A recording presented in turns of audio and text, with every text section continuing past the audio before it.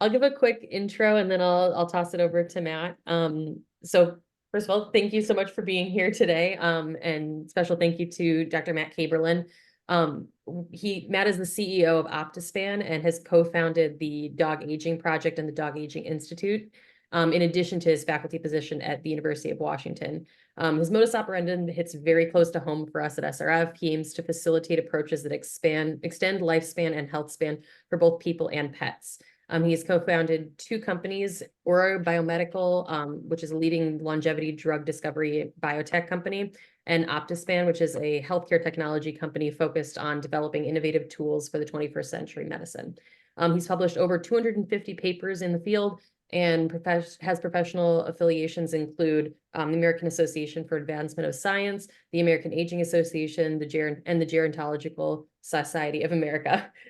He's received awards from Ellison Medical Foundation, Alzheimer's Association, the American Federation for Aging Research, the Glenn Foundation, the Murdoch Trust, and the NIH. It's a really impressive resume, and I can't quite cover all of it in this intro, but we're really excited to have you today and really excited to hear about your work. So with that, I'll kick it over. Thank you.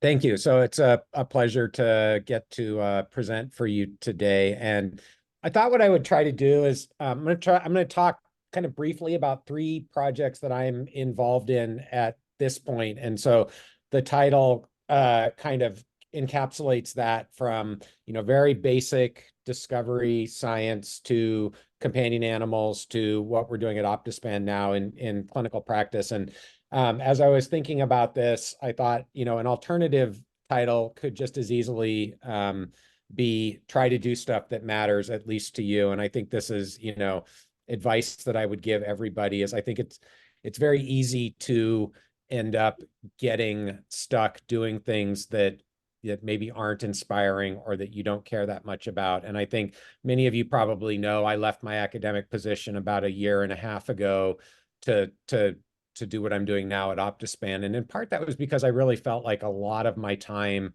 in academia was spent doing stuff that just didn't matter. So this is a personally sort of important philosophical change that I've made. And I think in terms of doing science, it's very important to me to work on things that I think are important and can have an impact. And obviously what that means is going to be very personal. But what I want to talk about today are really three of the projects that I'm working on now, two of which have carried forward from before I left academia, and hopefully, give you at least a little bit of insight into why I think these are interesting and important things to be doing.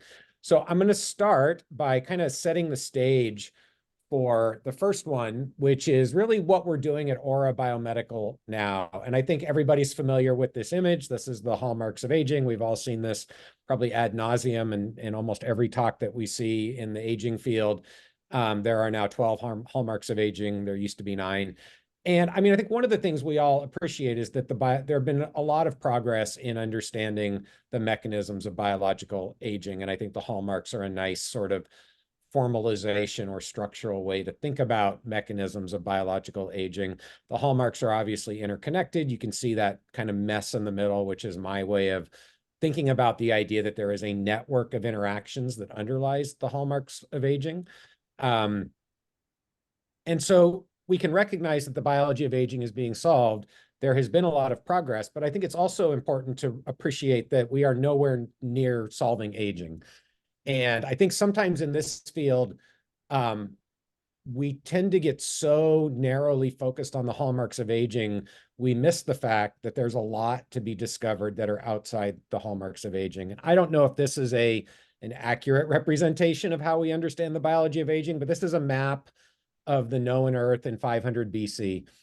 And I kind of think that's about the level that we understand biological aging today. So if you look at this map, you can see there's a sort of vaguely Europe-shaped Europe and an oversized Libya and an Asia that looks nothing like Asia, and then the ocean. And if you sail too far off the ocean, you fall off the edge of the planet, right? I think that's kind of where our understanding of biological aging is today.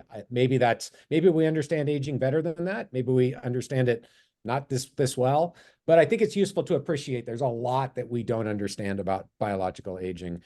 And one way that I kind of try to illustrate this is This is a graph. This is a graph from a book that Rick Weindruck and Roy Walford wrote back in the 1990s, called The Retardation of Aging and Disease by Dietary Restriction. It's actually a pretty interesting book. It's kind of a tome, but it's worth checking out if you can ever get your hands on a copy. But this particular experiment, I think, is interesting because this is an experiment that was probably started in the late 1970s or early 80s by Rick and Roy and their colleagues of caloric restriction in mice. And if you look at the median and maximum lifespan on this experiment, those are months. The maximum lifespan is approaching 60 months. I challenge you to go to the literature today and find an experiment with an intervention that comes anywhere near this, anywhere even close.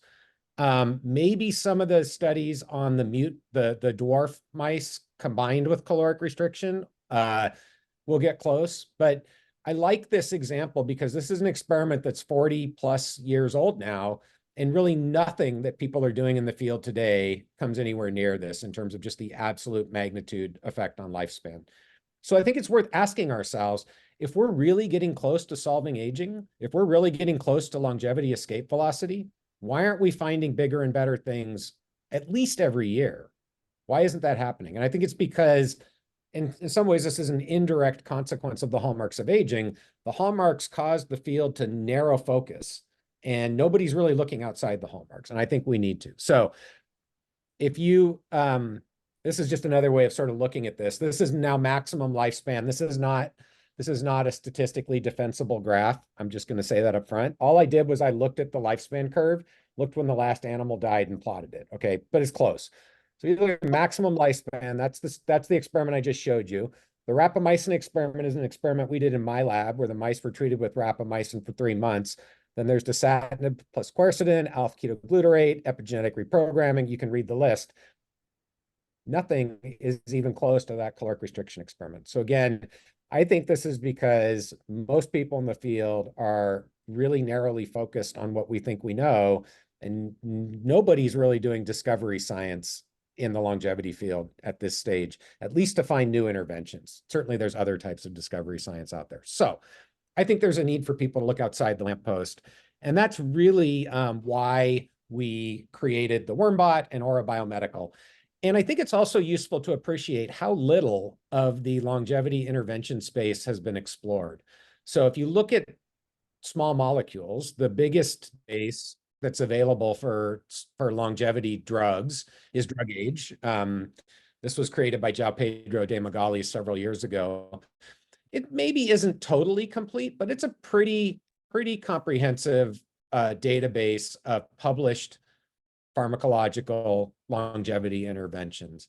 There are 1,097 distinct pharmacological interventions in drug age across 37 model organisms. Okay, so that's kind of the sum total of knowledge in the pharmacological intervention space in the field, at least in the published literature where it's quantitative. There are some high throughput screens that have been done, but those are not quantitative. So that gives you a feel. Only a few thousand things really have probably ever been tested for their effects on lifespan in any organism, let alone in mice.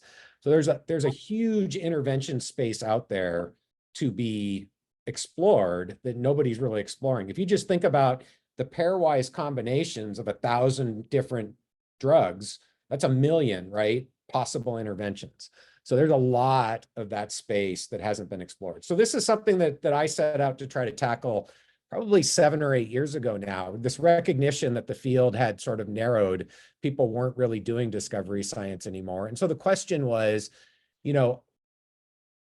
how could we create a situation where it's possible to do longevity discovery science at scale? And so when thinking about that, first question is, what's the right organism in which to do this? And so it would be great to be able to test 1 million interventions in mice, but you can all appreciate why that's probably not feasible to do. So we kind of ruled out mice or anything more complicated for, very high throughput longevity drug discovery. Settled on C. elegans for a variety of reasons, one of them being that the worms live about a month, so you can actually do stuff in a time scale that's reasonable. Another being that they're pretty easy to culture, and we can visualize them, without having to do high magnification microscopy. So we settled on C. elegans. We created this device called the WormBot. It's a pretty simple device. It's a robot that moves a camera over individual populations of C. elegans. If you can see this graphic here, this is a table that holds 1296 or 12 well plates. Each well has about 30 worms. The camera images those populations of animals repeatedly throughout the day.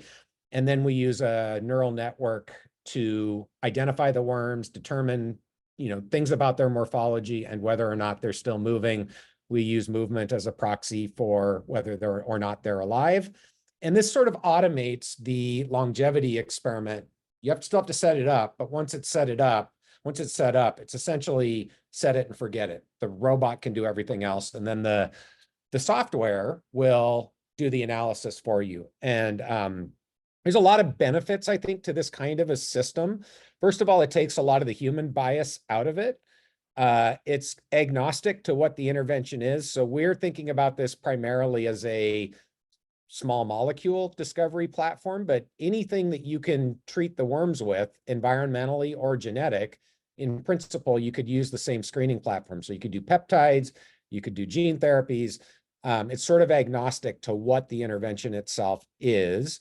We can look at functional metrics of aging. So we can look at some crude health span metrics, and it's got essentially unlimited scalability, right? These devices are, 3 feet by 3 feet. So as long as you've got space, they're not super expensive to build. You could scale this to pretty much whatever scale of longevity drug discovery you wanted to carry out. So it seemed appealing at the time, and it still does. We've made a lot of progress in the technology side to the point now where it works pretty well. So this is a video. Hopefully it comes through on Zoom. This is going to show you a time-lapse series of the images that come off the WormBot.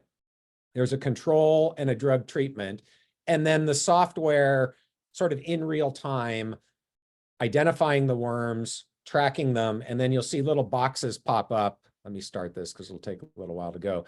You'll see little boxes pop up as the software is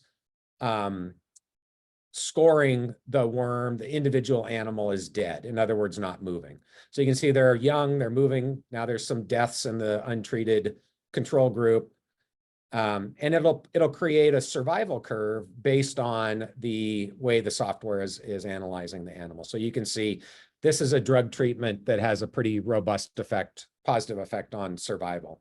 And this all just comes right directly off of the device, right? This requires no human intervention from the time the experiment's set up. So that's essentially the kind of data that we can get at scale off of this system. All right. So we spun Aura out of my lab a couple of years ago. The guys at the company have been developing the technology further to the point now where we can get about 576 simultaneous experiments per device. That's about 30 animals per experiment. Just to do some back of the envelope calculations, if it's about 1 month per longevity experiment, if you had 10 WormBots, you could do about 70,000 experiments a year. You had 100 WormBots, you could do more than 1 million experiments in 2 years. So this makes longevity intervention discovery at scale feasible, I think. And again, just to appreciate, go back to the drug age database, that means in 2 years, we could have about 1,000-fold the sum total of knowledge for pharmacological interventions in the entire field, right? So again, just to kind of put a emphasis on scale here, the likelihood that we will discover longevity interventions better than anything that is currently known, if we can increase the total knowledge by 1,000-fold, is essentially 1. Like, it will happen without a doubt. And it's quantitative, and it's free of human bias, and all of the data is archived as raw image files. So you can go back and actually explore the data at the level of the raw image files if you wanted to. So I think there's a real opportunity here to have a very large impact on the field.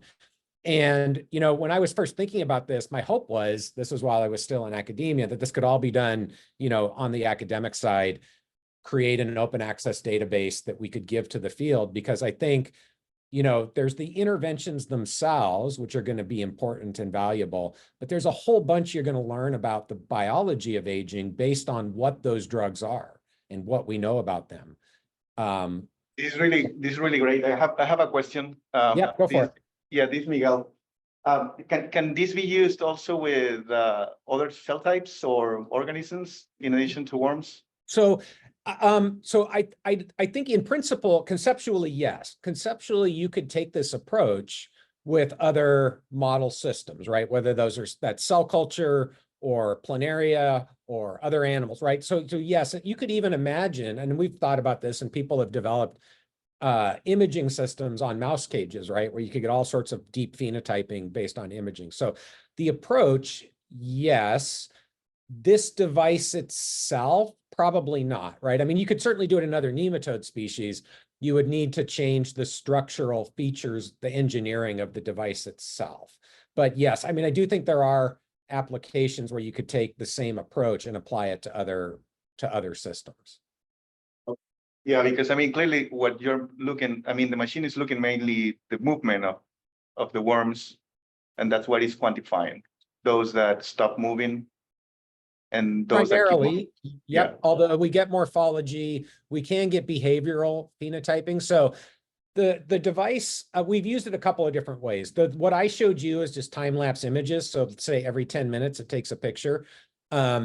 We can also do videos, right? We could do 90-second, 2-minute videos. We can look at behavioral phenotyping, how the worms are moving, sensory assays, things like that. So there are other ways this system can be used in nematodes outside of just longevity, where you can look at, you know, behavioral phenotypes or resistance to various stressors, things like that, using this system.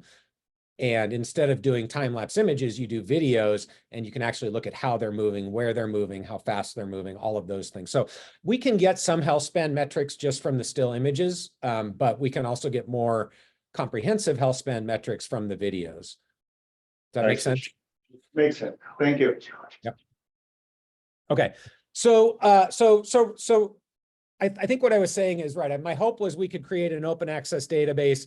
You know, as is often the case in academia, it was nearly impossible to get unbiased screening project funded. It's funny because, you know, one of the things that will definitely kill your grant is to propose what people call a fishing expedition, meaning you don't really know it's not mechanistic, right? You don't know what you're going to find. Which to me is kind of ridiculous, because I would say you're never going to catch any fish if you don't go fishing. But reviewers have been trained to make sure that unbiased approaches to science never get funded at NIH. So that's all to say we couldn't get this funded. So we spun Aura Biomedical out. Aura is working on its own sort of in-house drug discovery for commercial purposes.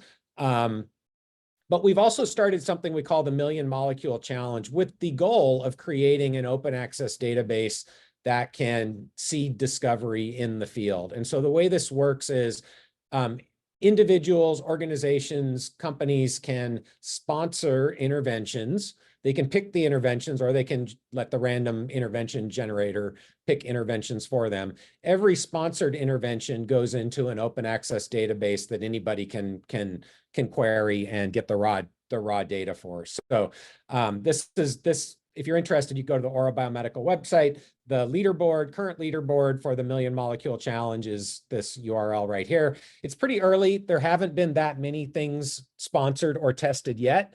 This is a graphic just showing some of the early results. You can see we get things that increase lifespan, a lot of things that have no effect, a lot of things shorten lifespan. This is exactly what you would predict. And so again, I think this is just an illustration, though, that we are going to find interventions that have large effects on survival, both directions. This is a relatively small number. These, I think, are probably all FDA approved compounds. But there are some natural products also available to sponsor. But anyways, if people are interested, I'd encourage you to go check out the Million Molecule Challenge. You can get access, the databases on the oral website, and you can see the kinds of things that have come out already from the sponsored interventions. My hope is this will grow into a very, very large database that, pretty soon, I think it will be larger than drug age, but I'd love to see us get up to 100,000, couple 100,000 interventions, because I think there's a lot of really cool science that can be done based on the interventions that affect lifespan and what we know about the biology of those drugs, maybe predicting new interventions, combinations of drugs that have unexpected effects on lifespan, whether that's additivity, synergism, negative interactions. We actually see negative interactions probably more often than most people would expect when we combine interventions. So I think there's a lot of interesting biology of aging to be discovered here, just from what, to my view, is a pretty small, in terms of what's possible, pretty small scale exploration of the longevity intervention space. So there's a lot of really cool science to be done. This is just to show you. Matt, yep, Matt, I have a quick question. So the title of the slide, cover slides back, was the WormBot AI.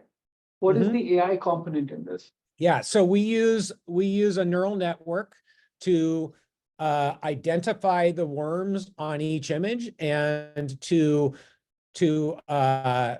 make some predictive predictions around health span. So I didn't talk about it, but we've got a sort of fairly crude health span clock that we've built based on the morphology of the worms and how that changes with age. So we think there's an opportunity to make predictions about lifespan and potentially health span metrics relatively early in the experiment from the images that are coming off the WormBot. But for what's shown here, it's really just the detection of the worms in each image, or some of the features I talked about from the videos, like speed and behavioral characteristics. That's all done with AI to detect the worms. And then it's pretty straightforward once you know where the worms are at, to figure out if they've moved between images or over a certain length of time to create the survival curves. Did that answer your question? Yeah. Matt, I have a question as well. I'm Anna, I'm one of the scientists here. It's a very interesting talk. So I was wondering, so you provide kind of wild type worms that are then subject to the treatment. Is it possible to include modified worms that with some knockouts or knockdowns? Great question. Absolutely. So yes, and in fact, Aura is doing that. So one of the obvious use cases would be disease models, right? You can potentially find more traditional drugs that are maybe more suited to a traditional biotech development pipeline, right, for specific disease models.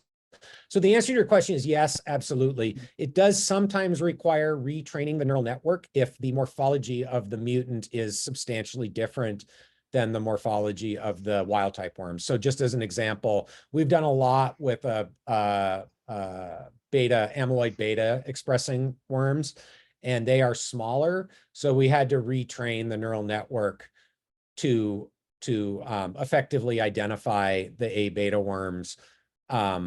But that's fairly straightforward, right? You just have to create a new training set. But the answer to your question is yes, it's easily adaptable to other genetic backgrounds or disease models. Thank you. One more question quick about that, about the library you used to do the drug screen. I gather there was another WormBot kind of study being done with a few institutions where they were trying to find drugs that were improving lifespan. Yep. Did you use a library different than them? And were there any drugs that were part of your library that showed up expected, lifespan effect? Yeah. So a couple things to say about that. The prior studies that I'm aware of that did large scale drug screening weren't quantitative, right? So they were looking for hits. And so I think it's fundamentally different data types in terms of the quality of the data. That's just worth saying. To answer your question, yes, we got this was an FDA approved library. So the first library that Aura worked on was an FDA approved drug library. And we did get expected hits from that library, like metformin, for example, which does extend lifespan in worms from that library. We didn't I don't know if the team has done sort of a quantitative assessment of whether or not, if you look across all the things that have been reported to extend lifespan, you know, what fraction of them came out as positives in the Aura data set. I don't actually think that's useful, in part because if you look at the data set from drug age, there's a lot of garbage in there. So I actually don't think that there's a huge value in trying to say the cases where we did not get the same result from what's in the published literature. All of that is to say that I think this is a much higher quality data set than 95% of what's in the literature because of the way the experiments are done. And the other thing to say, of course, is the dose is going to be different across the different experiments that have been done in the literature. So, you know, when you're doing a screen, you typically are going to pick one dose and test every drug at that one dose. Whereas if you're studying specifically a compound, you're going to probably do a dose response. And so it's really hard, I think, to estimate false positive and false negative effects from that. But I will say there are many things in the Aura data set that make sense on both directions, lifespan extension and lifespan shortening. So I feel pretty confident about this data set. In fact, it was funny when we first started doing the screen of the FDA approved drug library. One of the early hits was something that dramatically shortened lifespan. Like it took lifespan from 20 days to like 1 day. And I asked the graduate student who was working on it at the time, like, what is that drug? And it turns out it was an anti-helminthic. In fact, it's a very famous anti-helminthic. Some of you may remember from the early days of the COVID-19 pandemic, there was an anti-helminthic that some politicians were recommending people take for COVID-19. That actually came out of our screen as something that shortened lifespan by 95% in worms, and it makes perfect sense. In fact, I think Aura could probably corner the market on new anti-helminthics because we're going to find a lot of stuff that are shortening lifespan in worms. So that's a long-winded way of saying that, yeah, we get things out that make sense and validate, I think, the quality of the data set that's coming out of this study. Aura has also done some things with natural products. And again, we find things there that match up pretty well with natural products that have been reported to extend lifespan in worms. We tried to do a fairly comprehensive assessment of everything that has been reported to extend lifespan in worms. So go to drug age, buy all of those compounds, test them, and the reproducibility is pretty low, but I don't think that's because of this system. I think it's because there's a lot of garbage in the literature, which is just a reality, unfortunately. But one of the drugs here, so there are two here that are shown to extend lifespan.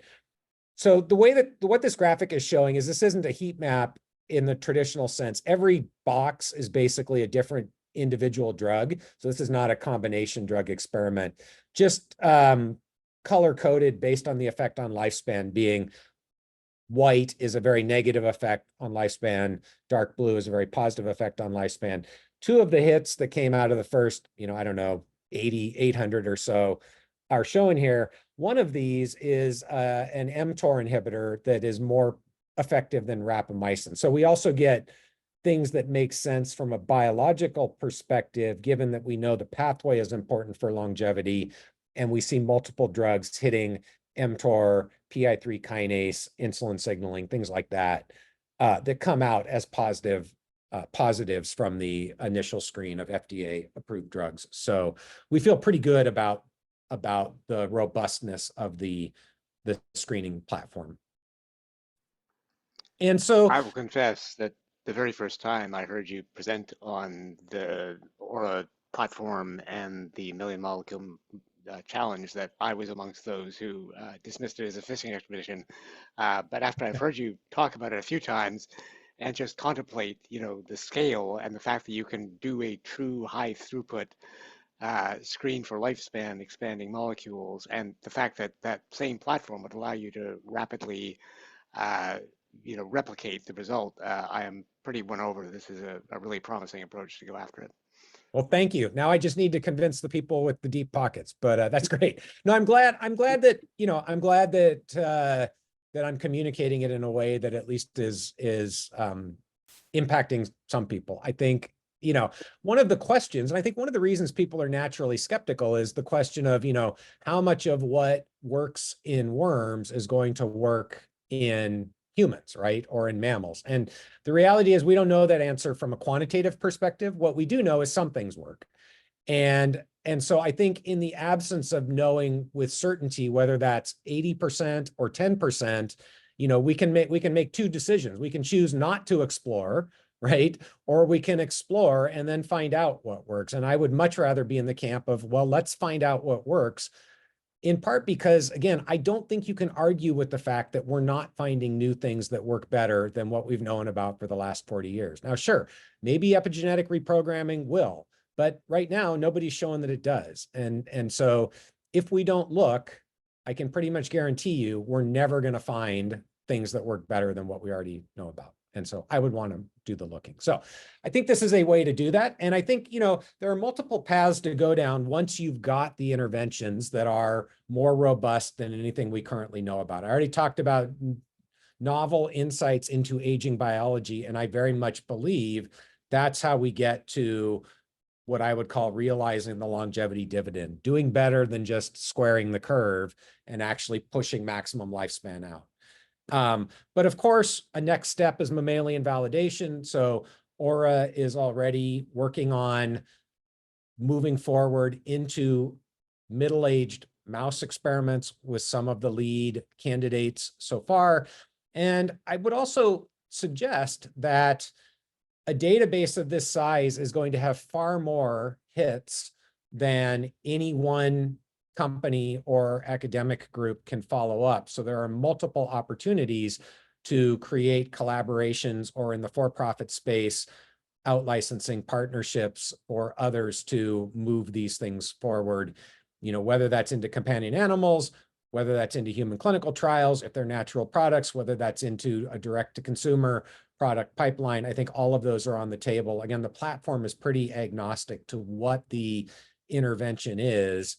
And so you can find hits in all of those domains. So that's kind of the thought process behind Aura Biomedical right now. Okay, so I'm going to shift gears and talk a little bit about the dog aging project. This is project Sorry, I'm number going 2. to interrupt you really quickly. Yep, go for it. I saw Barbara's hand has gone up, and I know that when you're presenting, you can't always see them. Oh yeah, I have the panel where I can see people shut off because it was covering up my slide. So yeah, go ahead. Aloha, Matt. Thank you so much. I am a mere mortal board member. I am not a scientist, and I was planning not to even say a thing, except that I'm so intrigued by this, and I just wonder if you would, from the standpoint of being a non-scientist who communicates to other non-scientists about the exciting work that's going on and what's possible, would you say that I'm correct to characterize this as a very exciting way to, on a very massive scale, test a whole bunch of stuff and see where there might be leads. It isn't, of course, about, you, like you said, there is no dosing information in there at all, except on a very crude level. But it's just like the exciting part is the huge throughput of a zillion things that we could follow up on or dump as possibilities. And I just think that's got to be so empowering. And like you said, it produces so much more than a whole lot of people could possibly follow up on. It's just a really great challenge. Yeah, and there's two things I would add to that. One is not only is it about finding new leads, but it's about finding new leads that are, you know, 2 times to 10 times more effective than anything we know about right now, right? Like that's the big thing to me, is that we have not been successful at finding new interventions that are better than caloric restriction. Like you know, much as I hate to say it, the field has failed miserably at doing better than caloric restriction over the last 40 years. We need to find things that are better than caloric restriction. And this is, to my mind, probably the fastest way to get there. So that would be one emphasis, is it's not just about finding new things, but it's about finding new things that are way better than what we currently know about. And one of the ways we can do that is because we can test combinations at scale, right? We don't have to test one thing at a time. So I think that's a really important feature just the magnitude of the effect size is something we don't talk a lot about in this field for obvious reasons, because we haven't been very good. But I think we should be thinking about that. And the other is that because it's unbiased, we're not limited by what we know or what we think we know, right? Which is, I think, partly why we haven't been so effective at finding new things of large effect size, that we've been very limited by studying what we think we know about aging instead of letting the biology tell us what's important. So those are the two sort of additional points that I would add that I think are important. Would it be also fair to say that since from a standpoint of translation and the possibility of the most rapid things we might be able to introduce, starting with the database of all already approved drugs and molecules is very exciting as well, and getting through those quickly. Right. And I mean, I think that's where looking at FDA approved drugs or generally recognized as safe molecules has a lot of power from the potential of rapidly moving forward, because we are going to know something about safety, as opposed to if these were, novel gene therapies or new pharmaceuticals, you wouldn't know anything about safety going in. Whatever gets found from combinations of natural products are generally recognized as safe natural products. In principle, you could put right into a nutraceutical supplement. Now, I'm not a big believer in taking that path and immediately telling people they should start taking it, but we know something about safety at least, and so we don't have that burden right off the bat if we're starting with FDA approved drugs or with GRAS compounds. The last thing I'd say about this, I haven't talked about what does it cost, right? But the other thing that I think is really empowering about this technology is to measure 1 million molecules, is a few $1 million as opposed to, $1 billion, right? It's not $100 million clinical trial. So when you look at if you look at where the resources are going in this field right now, it is very difficult in my mind not to say that we shouldn't throw $10 million at creating a 1 million molecule open access database in 2 years. Like, to me, that's a no-brainer, given where a lot of other resources are going. And so I think the scale and the economics here just make a ton of sense. That's my personal opinion. Okay, dog aging project. This is project number 2 that I'm working on. And this really stems from a question, I think, in the field that a lot of people have been thinking about and trying to come up with solutions to, which is, how do we make the jump from the laboratory to the real world? So we've got something that works in worms. We've got something that works in mice. How do we figure out if it's working in the real world? And obviously, human clinical trials are the gold standard. That's what we would want to do, but they take a long time. They're expensive, and really nobody has yet figured out, although I think there are lots of paths, nobody has done it, how you get a geroscience drug approved by FDA. What are the right endpoints? How do you design those clinical trials in an affordable, feasible way to move them forward? So the dog aging project is like my answer to this question, or one answer to this question. This is my dog. His name is Dobby. And I think for a variety of reasons, pet dogs are a very powerful sort of intermediate between laboratory animals and human biology. So about 10 years ago, Daniel Promislow, Kate Creevy, and myself started the Dog Aging Project. Really 2 goals to the Dog Aging Project. One is about discovery, right? Can we identify the most important genetic and environmental factors that influence health outcomes and biological aging in companion dogs? So companion dogs, pet dogs, same thing, 2 different words. And we're doing this through a longitudinal study of aging. All that means is following dogs throughout their lives. Again, trying to capture as much information as we can about so that we can understand the most important genetic and environmental factors that influence aging in dogs. What I'm most interested in, I get that, and I want to understand aging in dogs. What I really want to do is do something about it. So what I'm really interested in is, can we increase lifespan, health span in companion dogs? And the way to do that is through clinical trials. And so we have one clinical trial right now in the Dog Aging Project that is testing whether or not rapamycin can increase lifespan and health span in dogs. So it's worth taking just a minute to talk about why dogs, why pet dogs in particular. I'm sure everybody is familiar with the idea that 1 human year is about 7 dog years. All that means is dogs age biologically about 7 times faster than people do. So they get probably all of the same, most if not all of the same age-related functional declines and diseases that people do. These things are age-related in dogs. It just happens at a scale that is much more rapid. And that means we can actually do longitudinal studies, interventional studies in a time frame that just isn't feasible in humans. Dogs, of course, have genetic diversity that rivals human genetic diversity. They've got an interesting genetic architecture with purebred breeds, which are kind of inbred, almost like inbred mouse strains.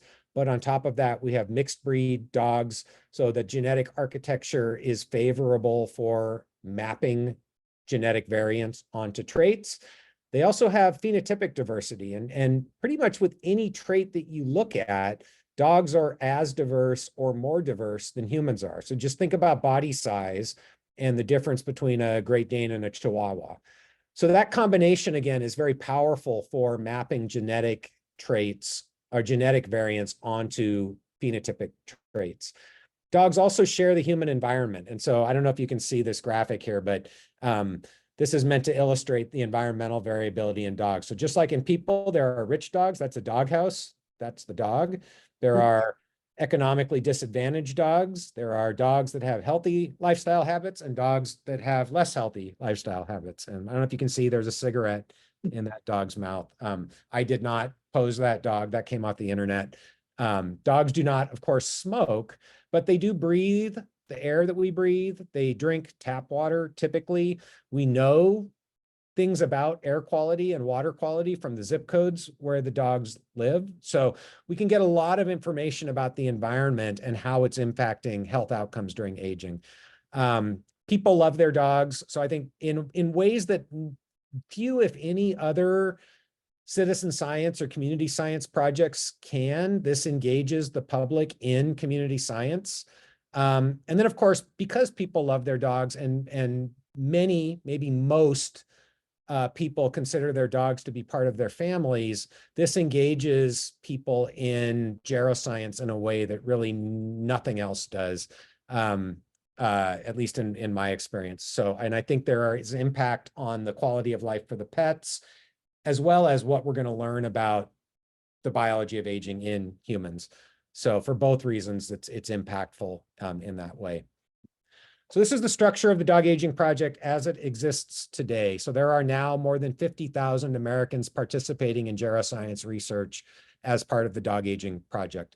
So in order to become a member of the Dog Aging Project PAC, owners go to the website, dogagingproject.org, nominate their dogs to participate. They then get invited to create an owner portal within the Dog Aging Project infrastructure. Within that portal, they get access to what we call the Health and Life Experiences Survey. That's this HLES here. That is our primary data collection instrument. It's fairly extensive. It takes people about 2 hours in 10 modules to complete that survey. And that's the survey we use to capture as much information about that dog as we possibly can. Prior health history, current environment, so, diet, are there other dogs in the house, activity level, how many people in the house, how much time does the dog spend indoors, outdoors, all the way down to what kind of surface is the dog laying on when it's outside. So we really try to capture as much information about the dog's environment as we can. Owners who complete HLES become part of the PAC. They get a certificate with their PAC number. They then get invited to provide electronic medical records from their veterinarian. So this would be a medical history. Owners who are able to provide qualifying electronic medical records then become eligible for these other groups. These are what we call the sampled cohorts. So within the sampled cohorts, there's the foundation cohort. Those are dogs who get their genomes fully sequenced. So this is the genetics project, 10,000 dogs, almost 10,000 in foundation today. There's the systems biology cohort, which we call precision. So those dogs annually, the owners are sent a kit that they take to their veterinarian with them. So all of the dogs, with the exception of the clinical trial, which I'll talk about in a minute, this is all observational and owners aren't asked to do anything different than they normally would. So in the precision group, they're sent a sample kit that they take to their own veterinarian to collect blood, feces, urine, and hair. And we do a bunch of stuff with that, including epigenome, microbiome, metabolome, for large dimensionality data collection to try to identify novel signatures, predictive signatures of health and longevity in dogs. 1,000 dogs in the precision cohort, we get that information annually. I didn't say this, even for the HLES, that's updated annually. So that's what makes this a longitudinal study, because we're collecting data on the same dogs over time as they go throughout their lives. There's a cohort of dogs that are exceptionally long-lived. We call that the centenarian cohort. These dogs obviously are not 100 years old, but they are longer lived than we would expect based on their body size. So body size is the greatest predictor of lifespan in dogs. Big dogs age faster than small dogs. So dogs that are exceptionally long-lived, we want to understand what's different about them in their genetics and their environment, in their metabolome, microbiome, epigenome, things like that. We have a dedicated brain health study that is focused specifically on cognitive function and dementia in dogs. So just like in people, a subset of dogs will develop dementia as they age. It's called canine cognitive dysfunction. There is a survey tool that we have that can assess cognitive function in dogs. We call it CSLB, or Canine Social and Learned Behavior Survey. Every dog in the pack, or every owner whose dog is in the pack, is asked to complete that survey annually. I'll come back to that briefly in a minute. And then there's the clinical trial, which we call Test of Rapamycin in Aging Dogs. This is the only non-observational part of the dog aging project, and I'll talk briefly about the clinical trial in a minute. Okay, so I just want to say, I think we're at the early stages of diving into the data from the Dog Aging Project pack. So right now we have 50,000 plus dogs, very large data set across all of those dogs. We also have medical records for about half the dogs and cognitive assessments for most of the dogs, and all of this is updated annually. So I think the database is up to like 3.6 million data points within the Dog Aging Project database at this point. And again, just scratching the surface of this data set. So that's why from the very beginning, the Dog Aging Project was created as an open science project. So all of the data is made publicly available to the academic and nonprofit community for no cost annually. We published a paper in Nature in 2022 describing how the project's set up, what types of samples are collected, what types of data are collected, how to access the data. You can go to the website if you're interested. If you're a data science person or you love dogs or both, I would encourage you to do this. You can go to the website, get access to the data. Very easy data use agreement. There are just a bunch of really interesting and cool questions to ask about this data. So lots of opportunities here. Just to give you an idea of some of the questions that our team has asked, we looked at whether frequency of meal feeding affected health outcomes during aging. So some dogs are fed once a day, some dogs twice a day, some dogs 3 times a day. Believe it or not, some dogs are fed ad libitum, meaning they get unrestricted access to food. It's obviously a self-selected set of dogs where you could feed them ad libitum. But this gave us an opportunity just to ask a very simple question. If we take all the dogs that are fed once a day and we compare them to dogs that are fed more than once a day, is there a difference? Looking across previous disease diagnoses for a bunch of different age-related diseases. I didn't expect this to work. I'm not a big believer in time-restricted eating or intermittent fasting. We can talk about that at some other time, why. But it turns out that dogs fed once a day are at reduced risk for a whole bunch of age-related diseases compared to dogs fed more than once a day. And in many of them, it was a pretty big effect size, and the red dots here are the ones that were statistically significant. So does this mean that once a day feeding causes slower aging? No, it doesn't mean that. I actually suspect what this is telling us is that dogs fed once a day are less likely to be obese, and it's obesity that's driving disease risk, but I don't know. This is correlative data, and that's important to appreciate from a longitudinal study. Essentially, all of the observations are correlational and are hypothesis generating, and then you can go do additional studies to look at causality. But it's certainly an interesting, provocative, and clearly real correlation in this case between meal frequency and health outcomes during aging for a bunch of different age-related diseases. I said correlation is not causation. Try telling that to the media. Of course, when we publish this paper, everybody's like, should you feed your dog once a day? But that's just the nature of working in science in this field with a media that is looking for headlines. Matt, Yep. regarding that, just curious, was the amount of food factored in at all? If they were fed once a day? Yeah, so we didn't have that data at first. So we have gone back and revised the questions around diet to look at both what the dogs are being fed and how much. We have started to look at, we have information about body weight for the dogs. So we can try to look at whether the dogs are obese, but if you start to think about how you do that, it's actually kind of complicated, especially with mixed breed dogs, because there's such variation in body size that body weight isn't a particularly good metric of whether the dog is obese or not. So it's challenging for that reason, but we've changed the survey based on this study to get more information about the dogs, what they're eating, how much they're eating, are they obese, things like that. So we didn't have that at the time that we did this study. I think that kind of gets to a question that it's been kind of like screaming in my head about this, the dog project as a whole, which is the breed differences and Yep. understanding that like the genetic diversity and inbreeding in dogs is so different than humans, and also recognizing not just like from a genetic diversity perspective, but also like lifespan for different breeds of dogs is so much wider ranging than it is in humans. It And so, is. Yeah, you're right. It is. So there's two things to say about that. About half of the 50,000 dogs are mixed breed dogs. So it actually turns out it's about 50-50 purebred and mixed breed. And then of course, within the purebred dogs, we have all the different breeds, and different breeds are represented more or less based on their popularity in the United States.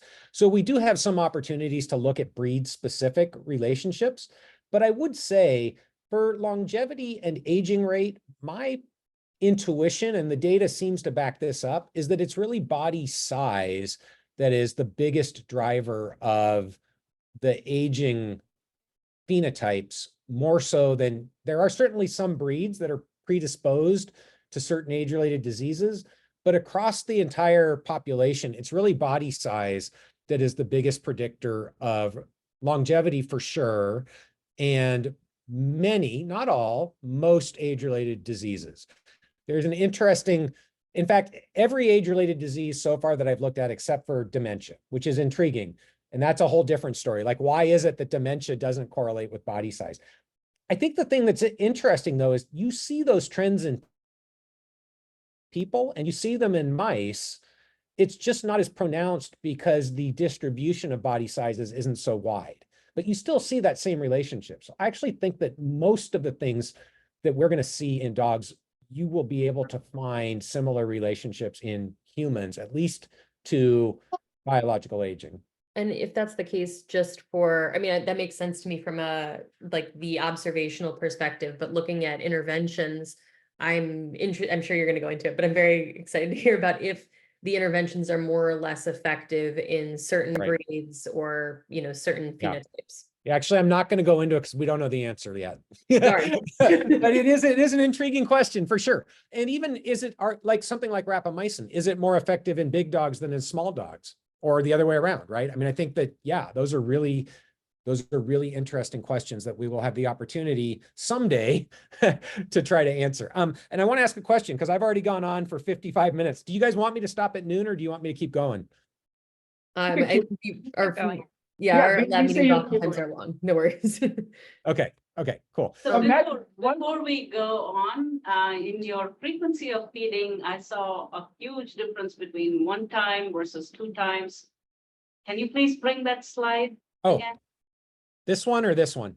This one, that one. Yeah. So what's the Yeah, bar? sorry. Yeah. I went fast. This is just the number of dogs in each category. So what this is just showing you is that most owners feed their dogs twice a day. I see it. Yeah, but also to make the point, there are still a few thousand in each of the other categories. So we're still dealing with pretty reasonably sized numbers of dogs for these types of analyses. That's all that this was meant to illustrate. Yeah, Matt, another question quickly. Did you see any difference between fixed dogs versus intact dogs? Yeah, good question. So we do for mortality, although it's not huge. So we did not in this study. So we did look, and there was no at least significant difference between sterilized versus intact dogs. It turns out that about, I think it's 90% of the dogs in our data set are sterilized. That matches pretty well with the population numbers in the United States. For lifespan, there is, I think it's about a 6 or 8 month difference where sterilized dogs live longer than intact dogs. It's not huge, but there is a more significant change in the disease frequency. So you do see differences in the frequencies of different age-related diseases in intact dogs and sterilized dogs. And there was a paper that Daniel published a few years ago, looking at the breakdown of the different disease frequencies in intact dogs versus sterilized dogs. So there definitely are effects on biology and aging, presumably from sterilization in dogs. Yeah, I have My a question. recollection was that Promislau had shown that the effect on longevity of fixing was much more dramatic in females than males. Am I misremembering that? I don't remember off the top of my head. That absolutely could be the case. I'm also curious if you've considered refounding the dog project as the cat project, because the cats are less I think there's less genetic diversity. Yeah. And less inbreeding. Yeah, So no, I have no interest in starting a cat aging project, but I think somebody should. It's just this has been enough. This is more than enough for one human being. I don't need to start a cat age. But yes, no, I mean, I think what you're saying makes sense. And you could do this certainly for cats, and you would learn, I think, really interesting biology. There are strengths and weaknesses to dogs versus cats for this kind of a longitudinal study. I think for the clinical trial, dogs make a lot more sense from the perspective of, we're asking owners to give the medication to the dogs. It's much easier with compliance to get medication to a dog than it is to a cat. So I think there are reasons why dogs make more sense from that perspective. But I hear what you're saying, and I would love to see somebody do that. Hi, Matt. I have a question. Yep. Are you planning to expand the aging project to include dogs from like other countries, because that would change the environmental factors and you would Yeah. get deeper insight into like how environmental factors would impact aging Yep. in dogs? Yeah, I would love to do that. I mean, I think right now, I haven't talked about it, but the dog aging project is kind of in a period where we're in a bridge funding or, lack of NIH funding at the moment. And so currently, no. In fact, currently much of what we've been doing is on pause. Like the clinical trial is currently on pause. And I don't really want to get into that because it'll just piss me off. But the NIH fucked up. NIA fucked up. Sorry, but that's just the reality. And so we're in a period where there's a gap right now in NIH funding. And so there are no plans to expand the project. I think it makes a ton of sense. I would love to have the dog aging project be international. There's really no barrier to doing it aside from resources and bandwidth at the moment. So it should be done, could be done. Would like to see it happen at some point in the future, for sure. And you're absolutely right. The environment is different. The genetics are different in different countries. And there are opportunities to engage people around the world in geroscience. So it makes a ton of sense. Thank you. You could, if you have a moment, briefly mention the Trivium vet trial with rapamycin, which is clearly relevant. Sure. How about if I do that when I get to the rapamycin part? But yeah, I'll come back to Trivium because we're using their formulation. Okay. The other thing I just wanted to mention, dementia. I already sort of mentioned that we don't see the body size relationship with dementia. And what I mean by that is that big dogs, if you look just at their chronological age, are not at any higher risk of developing dementia. And if anything, might be at a slightly lower risk. That's interesting because it suggests that aging in the brain in terms of the body size relationship could be somewhat different than aging in the rest of the body. There's reason to think that insulin signaling, IGF-1 signaling has a role in dementia. We know that IGF-1 is the largest determinant of body size in dogs. So I think there's some really interesting biology there. But we did also look at what are some of the other factors that are associated with risk of dementia in dogs. And fortunately, age is the greatest factor associated with dementia in dogs. So that's what we would expect, but I would have been worried if that wasn't the case in dogs. So older dogs are more likely to develop dementia. Exercise, second biggest factor associated with dementia in dogs. That's interesting, maybe not unexpected, but fits very well with the human data and what we think we know about exercise and dementia in people. Sterilization, so coming back to sterilization, so intact dogs are at about 21% higher risk of developing dementia than sterilized dogs. And also sort of intriguing, a prior history of neurological eye and ear disorders. So the relationship may be between sensory perception and risk of dementia there. You could speculate that a loss of sensory perception may causally increase the risk of dementia. That's speculation, but again, I think there's some evidence for that in people as well. So we think this is a pretty interesting study. It was picked up by the New York Times, which is nice. You can see Dobby and I got to be in the New York Times. We've been in the New York Times four times together, which is kind of cool. I think with the exception of a few celebrity dogs in New York, Dobby's probably one of the most commonly featured dogs in the New York Times, which is something that I am, probably ridiculously proud of, more proud of than I should be, but it's pretty cool. Okay, so rapamycin trial, we call this triad. Again, the goal here is fundamentally different from the longitudinal study. This is really aimed at testing, does rapamycin increase health span metrics and lifespan in pet dogs?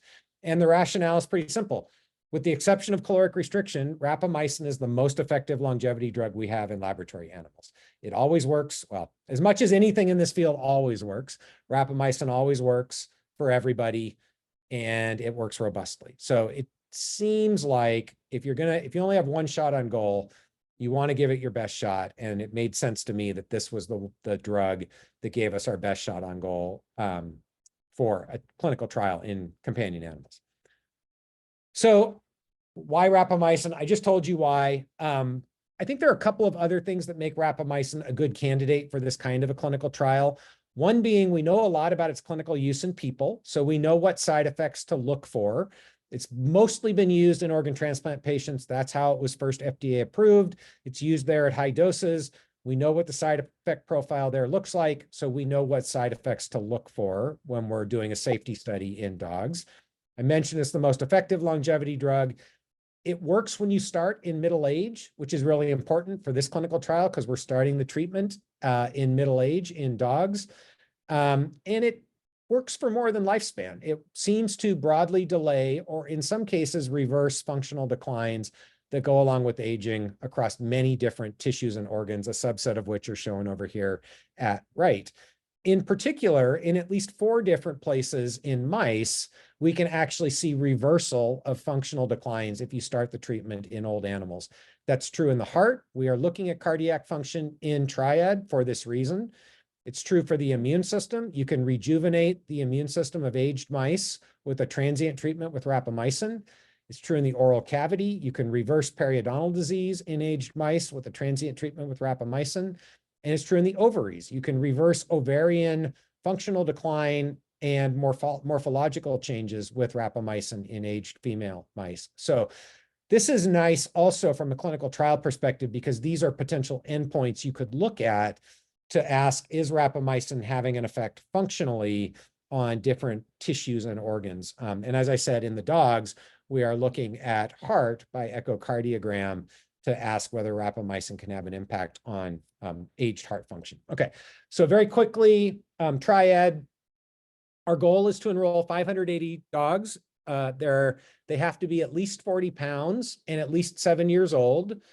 That's because big dogs age faster than small dogs do, and because we need to have a population of dogs that are going into the phase of life where they are going to start to experience significant morbidity and mortality. It sucks, but the only way we can show lifespan extension with rapamycin is if a large fraction of dogs in the control group die, right? That's the only way you're going to see lifespan extension. So we need to have dogs that are in that phase of life where their mortality is increasing rapidly. So that's the reason for the age and weight criteria. They also have to be of normal health status for their age, meaning they can't have a significant pre-existing age-related disease. This is a study of normative aging, not a disease study. Half the dogs get placebo, half of them get rapamycin. The dose doesn't really matter, but it's 0.15 mg per kg given orally by the owners. It's the same tablet. Well, it's a tablet. I was going to say it's the same tablet that people would take, but it's actually the Trivium vet formulation, which Michael alluded to, and I'll talk about that in a minute. It's just a veterinary formulation of rapamycin. It's the same drug that organ transplant patients would take clinically. It's just been formulated with an enteric encapsulation for veterinary use. And I'll come back to Trivium Vet in a second. The treatment period is 1 year with 2 years follow-up. With this time frame, we are statistically powered to detect a 9% change in lifespan. That's the primary endpoint. We are looking at multiple secondary and exploratory endpoints to assess health span and signatures of rapamycin effects, aging effects, including heart function, cognitive function, activity, disease incidence, metabolome, microbiome, epigenome, bunch of stuff. We have 2 small clinical trials that have been completed and published. One was a 10-week trial. One was a 6-month trial. I don't have time to get into the data, but I can tell you we've seen no clinically relevant side effects, no significant adverse events. The Triad study is still blinded, so I can't tell you anything about efficacy for Triad at this point. Both of the smaller trials, the shorter trials that we've completed, owners reported increase in activity. The owners were blinded, so they didn't know whether their dogs were getting rapamycin or placebo. And we saw evidence for improvements in left ventricular function in the first study, the 10-week trial. So I think, again, the main thing here is it seems like we can do this safely. That's super important when we're working in people's companion animals. And we have some reason to be optimistic about efficacy, but we really are waiting for the readout from Triad to be able to answer that question. This is just a schematic of what I told you of the design of the study. So dogs are screened if they make it past the screening visit, so no prior significant age-related diseases or other health concerns. The dog is cooperative. The owner is cooperative. They make it to the randomization phase. It's block randomized at each site. We have about 20 sites on board now. Half the dogs get placebo, half get rapamycin. They come back every 6 months for a veterinary visit where we get echocardiogram, neurological exam, microbiome, metabolome, epigenome, standard blood test. There's the treatment period for 1 year. They continue into the observational period, still coming back every 6 months for the veterinary exams. And then at the end of the 3 years, the dogs exit the study. We will, of course, continue to follow the dogs, but they are formally out of the study at that point. And once we get 580 dogs all the way through this thing, we should have statistical power to detect a 9% change in lifespan. We will unblind, we'll look at the data, and hopefully be able to answer the question. These are the current clinical sites. Again, about 20 sites around the United States. Enrollment, as I mentioned, has been paused. We're hoping we'll be able to restart enrollment. So the dogs that are in the trial are continuing. We have sufficient funding for that, but we're hoping to be able to restart the enrollment upon raising sufficient funds, either through philanthropy or through funding of a new NIH grant. So I have a question for you about, go for it. It's the enrollment, which is personal and anecdotal, so feel free to decline to answer. But Sure. Is Dobby enrolled, and is he on and if not, is he on rapamycin separately? Yeah. So Dobby is not enrolled. So we made a decision early on with the dog aging project that none of the core investigators or staff would have their dogs eligible for any of the sampled cohorts. That was a conflict of interest decision because all of this costs money, right? So we're using NIH funds or donor funds to pay for these things. And so we made the decision that we would not allow investigator or core staff to be part of the sample cohort. So that's the answer to your first question. I typically don't answer the question about Dobby and rapamycin because I don't want to give people the impression that they should give their dogs rapamycin. I try to be careful about that, but you can probably guess the answer to that question based on the way that I'm answering the question. So that's all I'm going to say on that. Yeah. Okay. So I just want to talk a little bit about the impact of the project so far. So I think the dog aging project has exceeded all possible expectations. So it was funded by NIA for 5 years. The grant was funded in late 2018, and NIH grants are 5-year grants. So within that time period, the project has published now actually more than 50 papers, more than 2,000 citations, has an H index over 20. So I mentioned the open access data repository, 3.6 million plus data points. We also have a biobank at Cornell that the community can get access to biological samples that have been banked. We have 90,000 people signed up for the Dog Aging Project newsletter. More than 50,000 Americans have been engaged in geroscience research as part of this project. The project has gotten broad positive, and I think the positive emphasis is here at a time when science often gets very negative media coverage from pretty much pick your favorite major media outlet. The Dog Aging Project has been covered. Hundreds of millions of people have heard about this project. And I think it's important to appreciate something of this magnitude that has a positive impact on the way that people view science and geroscience in particular.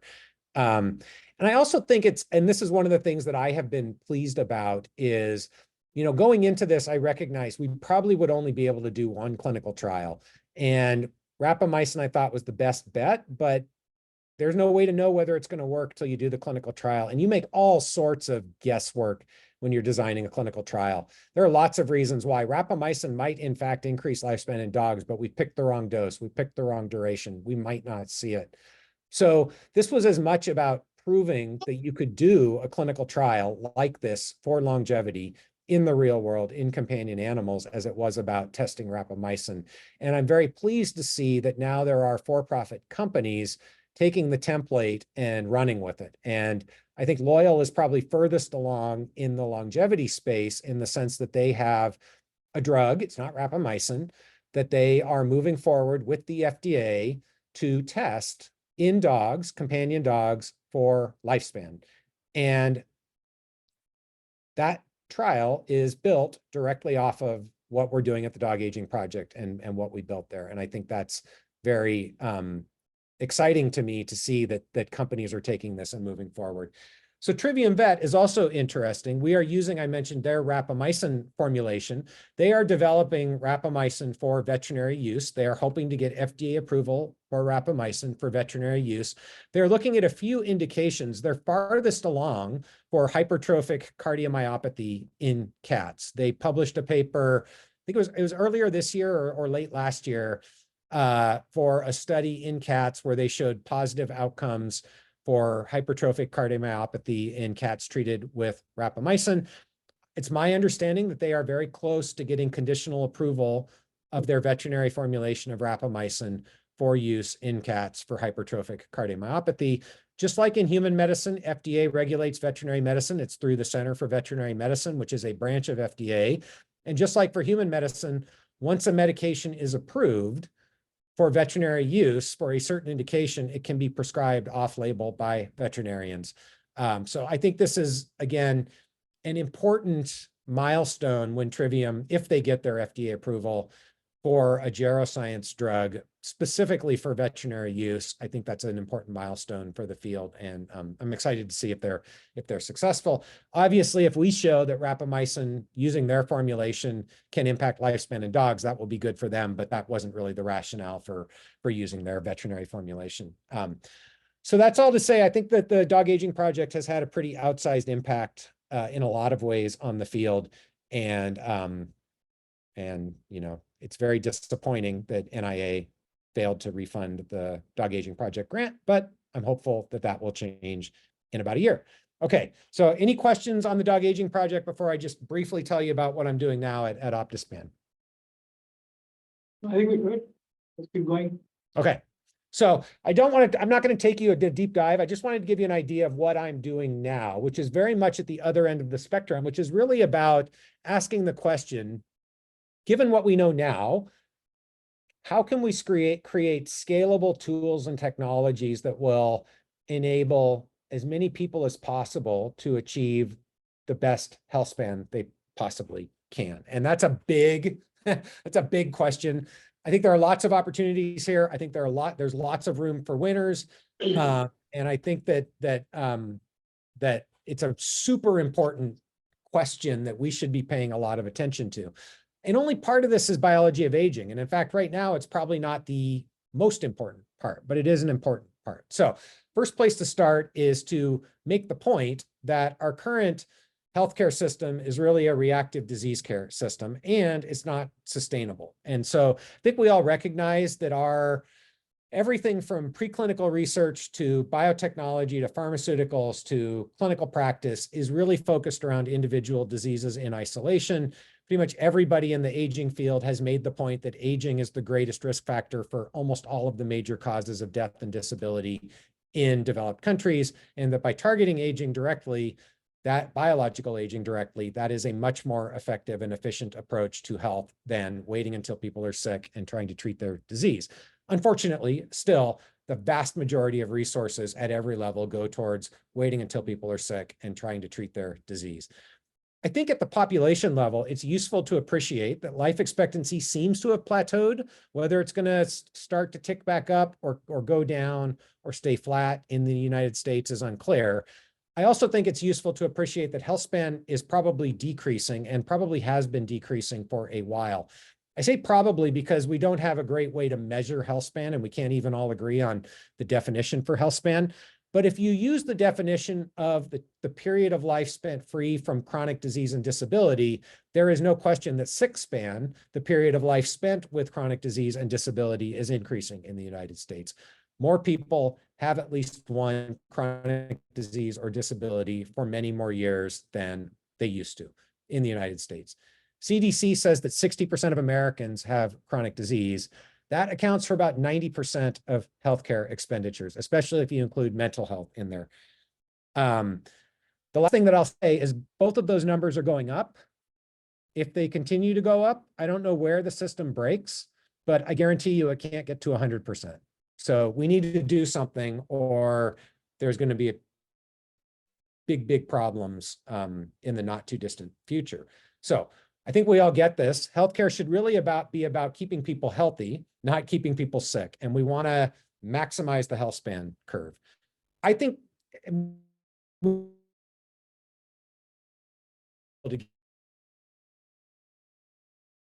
then they're going to go to sleep one day and not wake up the next day from perfect health to zero health.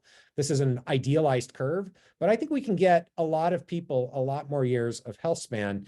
And it doesn't necessarily require the next generation of geroscience interventions. I think preventative diagnostics, obviously lifestyle modification, and I think the sort of generation 1 geroscience biomarkers and interventions that we have now can probably get us a large fraction of the way there. And that's really what we're focused on at OptiSpan. In the future, this is where I go back to Aura. We need Aura Biomedical or other things like Aura to be able to get us beyond just squaring the curve. And I already talked about that. Okay, so what are we doing at OptiSpan? So I said we're really a healthcare technology company, but we have a clinical program. We have a corporate wellness program. So we're really trying to use those programs to ask the question of all the things that we could possibly do. What are the most effective? What are the most informative? What can we scale? Where are the friction points? And how can we get this to as many people as possible down the road? So what we call our Trailblazer program is really on par with the best of the best concierge longevity clinics out there right now. I'd say it's better than 95% of them. We do most of the same diagnostics that you would get if you go to the very high-end longevity medicine clinics. We do, the list is here. I'm not going to take you through the entire list. It's a combination of, genetics, blood work. We do some biological aging. We do advanced immune stuff, imaging. A lot of this is about figuring out where people are at, asking the question, do they have significant pre-existing disease? If so, take care of it. And then what can we do to get people on a better health span trajectory? We want to get closer to optimal health span. I didn't say it. OptiSpan, if it's not obvious, is a mashup of optimal and health span.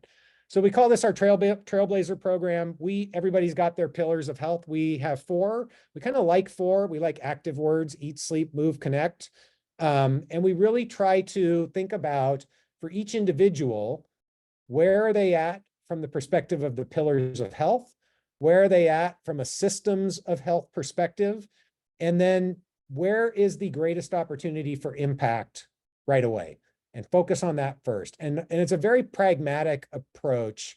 It's not the sort of Brian Johnson approach at all. It's a much more pragmatic approach of where can we get the biggest bang for the buck for each individual, and how do we help them take control of their own health span trajectory. There's a very strong medical component, as you can probably appreciate. There's also a coaching component, certainly a prescription medication and supplement component, although we are absolutely, if any of you know anything about me, you know I am not a supplement pusher. We definitely are not one of these clinics that tell you to take a bunch of supplements that won't do anything for you.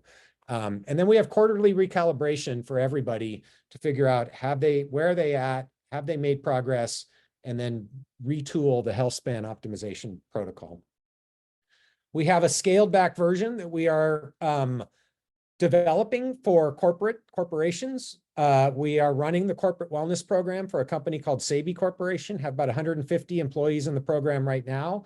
As I said, that's a scaled back version where we've tried to take some of the key pieces from the Trailblazer program and apply it in this context at a price point that we think many corporations are willing to invest in their employees. And so you can see what we're doing includes still blood work, body composition, super important. We really like continuous glucose monitoring in a defined module for education and lifestyle modification. I'll come back to CGM in just a second. It's a really, really sticky tool for behavioral modification and a pretty heavy emphasis on nutrition. Still some coaching and quarterly recalibration there. And just to give you an idea, if you look at just some of very simple, this is like the lowest of the low-hanging fruit. This is data from our corporate program. 3 things that we can measure in blood. You look at just the people in the program and where they fall. This is now people in the Pacific Northwest. So vitamin D deficiency, maybe not shocking that there's a high level of vitamin D deficiency, but many people are deficient in sort of basic stuff that is relatively easy to fix. And so those are the kinds of things we focus on first. CGM, I mentioned, I really like continuous glucose monitoring. And from my experience and what I've seen so far in our programs, this is a tool that is particularly useful at getting people to modify their behavior. It's very difficult to unlearn what you learn from CGM, but I do think it needs to be done in a structured way. I'm less confident that people who can now buy a CGM over the counter and are just playing around with it are going to get the same impact that you get from a sort of structured educational module. Maybe I'm wrong, but that's sort of my intuition. So we do this in a very structured way. For those of you who don't know what CGM is, it's a device that you attach usually to your underarm. Just has a very tiny filament that just goes under the skin. It monitors glucose levels in real time, usually over a 2-week period. And you'll get a readout that will show you your blood glucose that looks something like this graphic here. So this is now an experiment that I've done 3 times. It turns out that you can eat 20 jelly beans for breakfast, and it looks very much like an oral glucose tolerance test. So if any of you have ever had an oral glucose tolerance test, you drink a defined glucola drink with a specific amount of glucose. This is 3 times my replicates for eating 20 jelly beans for breakfast on a fasted stomach, and you get a very nice, this is a world-class glucose spike in my view, right? I'm biased, but you get this clear physiological response to jelly beans. And, you know, this looks pretty good. My blood glucose is down below baseline after an hour and a half, which is what you would want to see on an oral glucose tolerance test. I can tell you, because we've collected this data, if you do this experiment in somebody who has diabetes, they are not going to show this glucose response. They are going to show an aberrant glucose response that looks like somebody who has diabetes. So these are the kinds of self-experiments people can do. The first time I ever wore a CGM, I was eating a pretty low glucose diet, not ketogenic, but pretty low glucose diet for about the first week. And I had a very rock solid, flat blood glucose profile for the first 7 days. And then my wife and I went to New York, and she was like, oh, we're in New York. There's this bagel shop I've always wanted to try. Let's go get bagels. And of course, I hadn't been eating bagels. So we went and got bagels and cream cheese. And about an hour and a half later, the alarm on my phone starts going off. And it freaked me out because it was the first time it had ever happened. And so I pulled out my phone, and I had this enormous blood glucose spike, and it actually gone, you see the red here, it had gone down to hypoglycemia, which is what caused the alarm to go off. And I tell you, that was a sticky experience in the sense that, you know, it like my adrenaline was going. I vividly remember that feeling. And I think I've eaten a bagel once in the 2 years since that experience. So people learn from this, and you can't unlearn what you learn. And you learn a lot about your own personal response to food. So we have a series of experiments we ask people to try. The other, I'm almost done, I promise. The other thing that I really like is body composition. This is a DEXA scan. I think everybody starting in their 40s should get a DEXA at least once every few years. So it's very low energy X-ray. It's about the same amount of radiation you're exposed to if you fly from Seattle to California. So very low energy. You get a lot of information. You get positional information on bone density, positional information on body fat, positional information on muscle mass. And that's super valuable for a variety of reasons. Bone density, obviously, are you at risk for osteopenia, osteoporosis, fractures, breaks, right? If you catch that early, there are things you can do to stave off progression to osteopenia and osteoporosis. Body fat, I think, is really important because you get information not only about total percent body fat, but how much of that body fat is visceral adipose, so the fat around your organs underneath the abdominal wall. We now know that visceral adipose is a key driver of metabolic dysfunction and chronic inflammation. There are people out there who actually have a pretty low body fat if you just look at percent body fat, say by calipers or body weight, but they have high visceral adipose.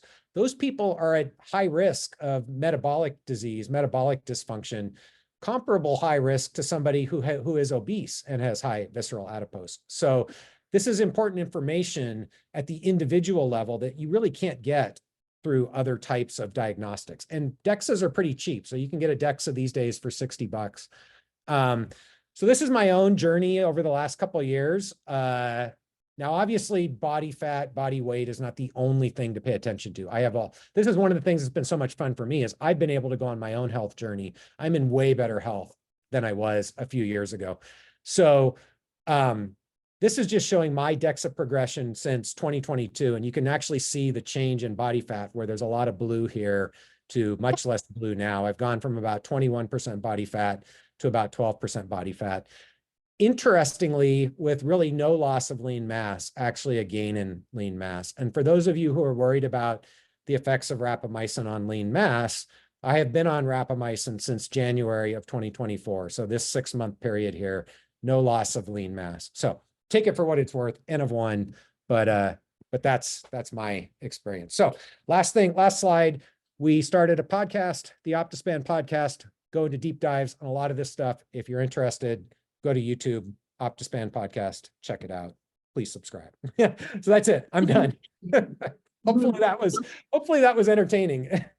Thank you so much for staying a little bit longer. I know our meetings can be a little bit on the long end of things. I also know that a few people are itching to get back to their experiments. Yeah, But I got it. If anyone has any questions, stay on for a second. Any questions here? Okay, we've been asking questions all along. And thanks, Matt. This was very informative. I think we learned a lot. Thank you so much. Nice right. presentation. Great to see you guys. Have a great day. Thank you.